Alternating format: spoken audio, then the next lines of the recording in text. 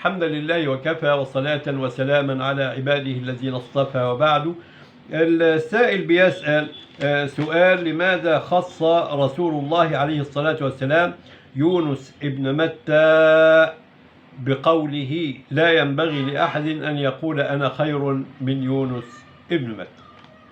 أقول الحمد لله والصلاة والسلام على خير خلق الله سيدنا محمد، وبعد. هناك رواية لأبي هريرة رضي الله عنه وأرضاه في الصحيح أن رجلا من اليهود كان في سوق المدينة، فقال اليهودي إن الله اصطفى موسى على البشر، فقام إليه رجل من الأنصار فلطمه وقال أتقول هذا ورسول الله بيننا؟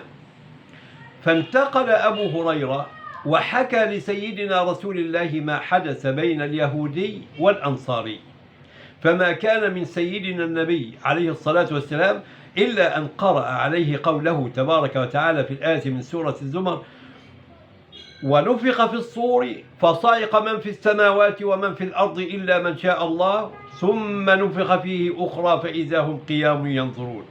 قال: فأرفع رأسي فإذا أنا بموسى قائم آخذ بقائمة من قوائم العرش، لا أدري أبعث قبلي أم أنه ممن استثنى الله، وفي رواية أخرى أم أنه جوزي بنفخة الصعق.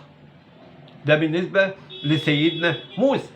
فسيدنا النبي عليه الصلاة والسلام يبين لأبي هريرة ويبين للأمة أنه يذكر للناس محاسنه، وعلى رأس الناس الأنبياء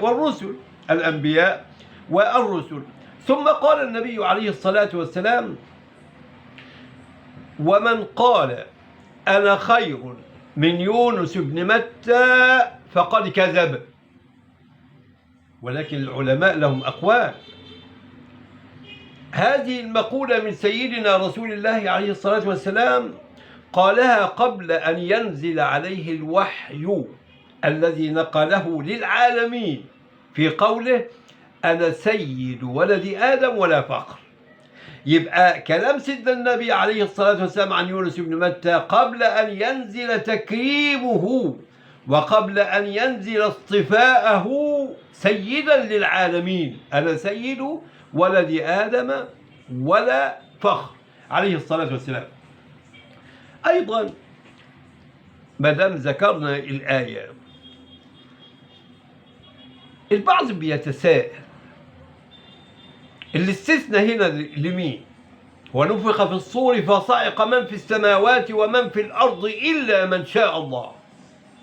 خلي بالنا أن في اللغة العربية إلا أحيانا تأتي بمعنى الواو،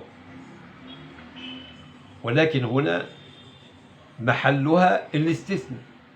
قال إلا من شاء الله. مين من شاء الله دول؟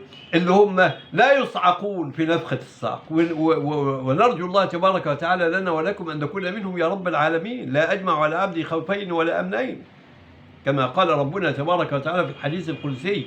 هنا العلماء يقولون المستثنى هنا من الصعق الأنبياء، وقال المستثنى من الصعق الشهداء لأنهم أحياء عند ربهم يرزقون. وقيل المستثنى هنا 4 من الملائكة. اشمعنى 4 من الملائكة؟ وخلي بالنا إن بالمشيئة الإلهية يحتمل هذا كله، يعني يجوز أن يدخل كل هؤلاء الذين ذكروا في هذا الاستثناء: الأنبياء، الشهداء، الصديقين، الصالحين.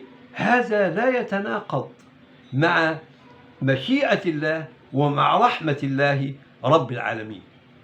لا قالوا الاستثناء ده ل4 من من الملائكة. من هم الملائكة الأربعة؟ قالوا جبريل، ميكائيل، إسرافيل، ملك الموت. طب اشمعنى الأربعة دول؟ قالوا لأن الأربعة دول من الملائكة هم اللي هيموتوا بين النفختين. النفخة الأولى نفخة التدمير، نفخة الصعق، هنا كله بيموت إلا الأربعة دول. من الأربعة دول؟ سيدنا جبريل، سيدنا ميكائيل، سيدنا إسرافيل، سيدنا ملك الموت. ليه بقى؟ لأنهم يموتون بين النفختين. يموتون بين الايه؟ بين النفختين. يبقى النفخة الأولى هتحدث وهؤلاء من الملائكة أحياء، ثم يموتوا بقى في الروايات الطويلة كما يعني سنذكر فيما بعد كيف يموت جبريل وميكائيل وإسرافيل وملك الموت. نعم. يبقى الاستثناء هنا دخل فيه الأنبياء، دخل فيه الشهداء، قد يدخل فيه الصالحون، الأولياء، الصديقون، وهكذا. وهذا لا يناقض أبدا المشيئة الإلهية والرحمة الربانية لله رب العالمين الذي وسعت رحمته كل شيء. وصل اللهم وسلم وبارك على سيدنا محمد.